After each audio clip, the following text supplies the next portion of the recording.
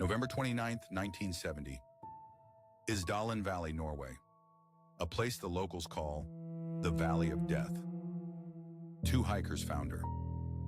Or rather, what was left of her.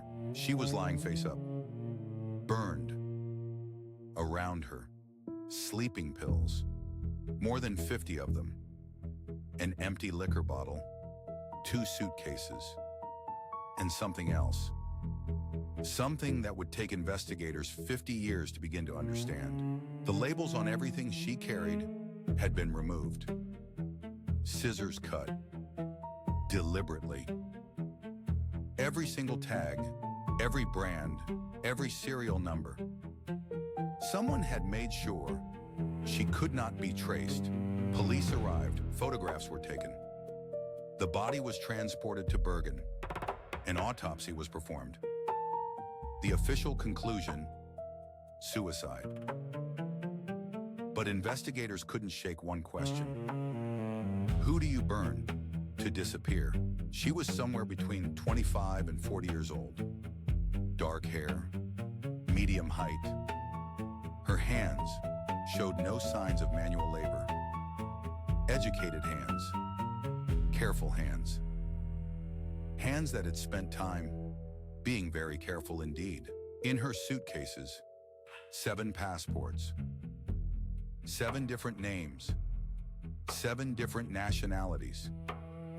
Belgium, France, Britain, Germany, all expertly forged. Or perhaps not forged at all. Investigators traced her movements. She had traveled across Europe for months. Geneva, Paris, Brussels, Oslo. Always alone. Always paying cash. Always checking in under a different name. Hotel staff remembered her. A woman who spoke to no one at breakfast, who requested rooms on upper floors, who sometimes sat facing the door, who tipped precisely, and left. No trace. In Bergen, she had stayed at a pension for 6 days.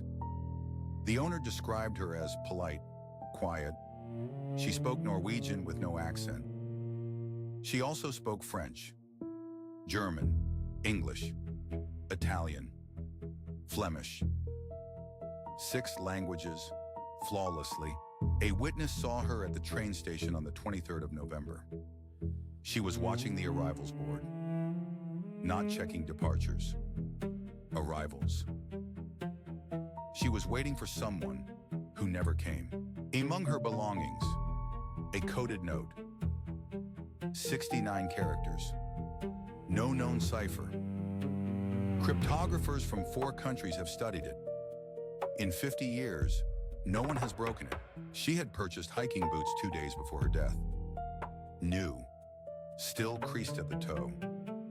She also bought that same afternoon a one-way bus ticket to the valley. One way.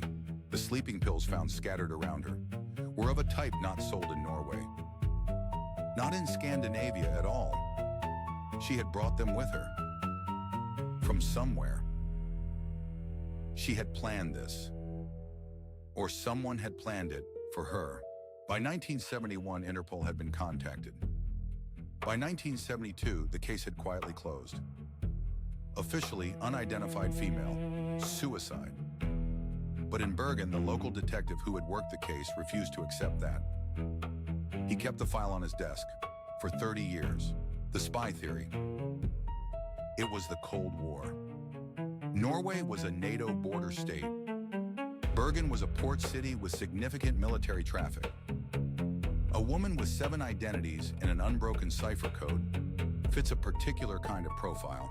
Former intelligence officers speaking anonymously decades later suggested she may have been a courier. Someone who moved information, not documents. Someone who carried it in her head. Which would explain why there was nothing to find. The witness protection theory. Someone running from something, not towards something.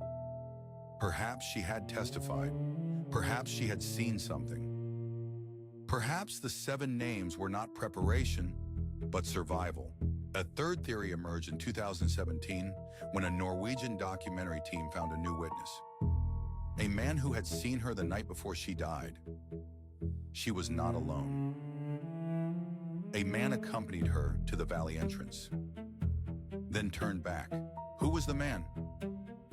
The witness described him as tall, well-dressed for hiking. He did not look like a hiker. He looked like someone doing a job. And when the woman disappeared into the mist, he walked back to the road, calmly. Norwegian police reopened the case in 2016. DNA was extracted from her teeth.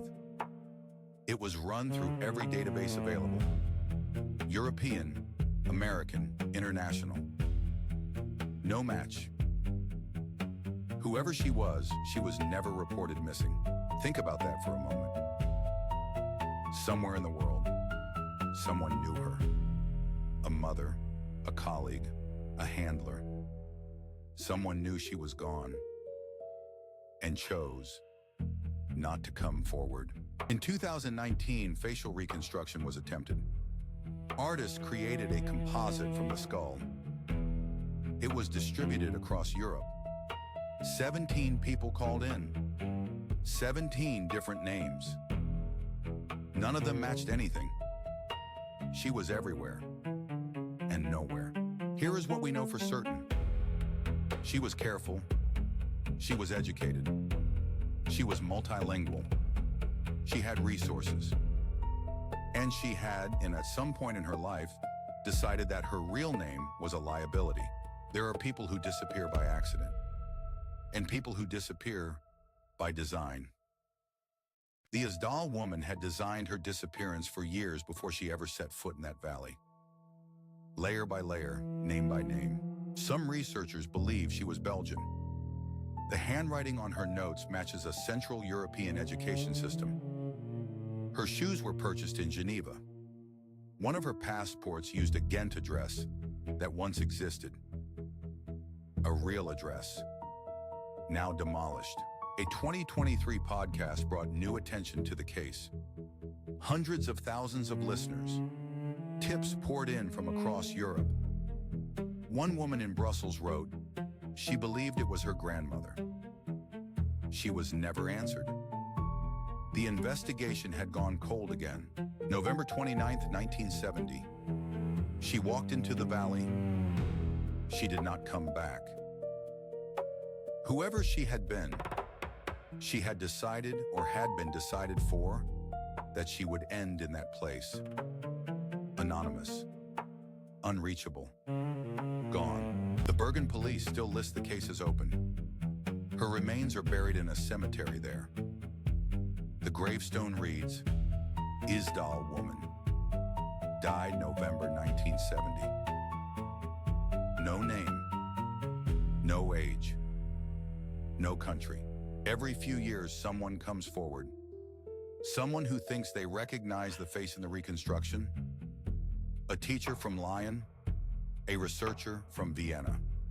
A nurse who disappeared from Antwerp in 1968. Each lead dissolves. The coded note has never been solved. The man who walked her to the valley has never been identified. The agency, if there was one, has never acknowledged her. And the 52 sleeping pills, were they her choice? Or someone else's? We build identities our whole lives without thinking about it. Our name on a form, our face on a license, our history attached to a number. She had none of that. By choice or by necessity. Either way, it worked. 53 years later, she is still no one. The valley is still there. Hikers still pass through it. Some of them stop at the spot. They leave flowers sometimes for a woman whose name they don't know. Because something about her story stays with you. Gone by morning and never found.